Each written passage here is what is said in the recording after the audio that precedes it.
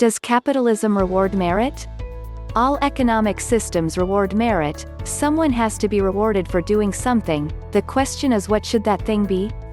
I assume most people would define good things as competence, kindness, patience, athleticism. Most people who tend to be looked up to by the general public have these traits regardless of whatever economic system they exist in.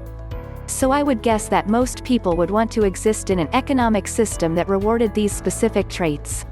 When looking towards socialist countries, it seems that they reward traits like this far more than capitalist countries. So much so that socialist countries appear to actively put in systems to reward people who do these things. In North Korea, for example, a large part of Pyongyang known as the Future Scientist Street was erected in the name of those who wish to study and research STEM fields. From the outside, it looks very modern and the apartments look nice even compared to Western standards.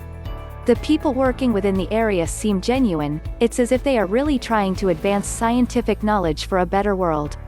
A closer look at the situation puts it in a different light.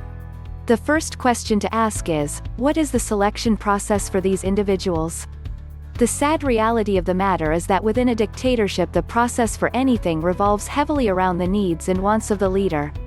The next question to ask is, what do these scientists do all day? I haven't seen any original research released from these people, not even a co-author. All of a sudden a story such as the Bangladeshi bank robbery comes on the news and you realize what is going on. The science village is there to fund, research, and build nuclear weapons and anything else Kim Jong-un feels he needs.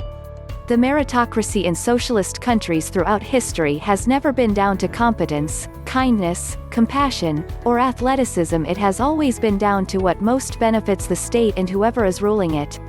If you want to really succeed in a socialist country, don't bother trying to hone a craft, just suck up to the guy in charge.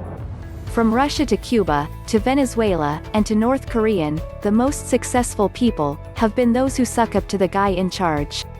Capitalism is individual ownership of the means of production. Each individual owns himself, his time, labor, skills, and what he trades for with others. From this essential self-ownership follow private property, free trade, and social cooperation through the division of labor. When people engage in trade, they do so because they believe they are better off by trading than from abstaining from trade. For example, I value the loaf of bread I receive more than I value the $1 which I trade away. At the same time, the baker values the $1 he receives more than he values the loaf of bread he trades away. Both the baker and I are more wealthy after our trade than we were before. We have each made each other's lives better. If either of us did not want to trade, the trade would not happen.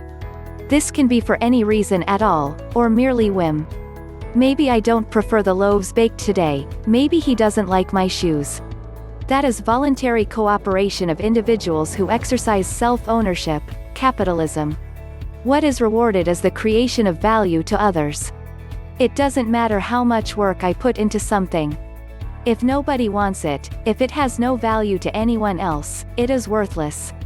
This is one way the labor theory of value was proved false. Value is not what the producer thinks it is, value is what the consumer thinks it is. Value is entirely subjective. The people who make the greatest wealth in a capitalist society are the people who create the greatest value for others. Not only is creating value rewarded for the producer, the world is a better place for everyone because those people exist. The lives of consumers are made better at the same time. Thus has capitalism lifted the entire planet out of abject poverty, such that there are fewer people living in poverty today than have ever lived in poverty in history, even while there are so many more people.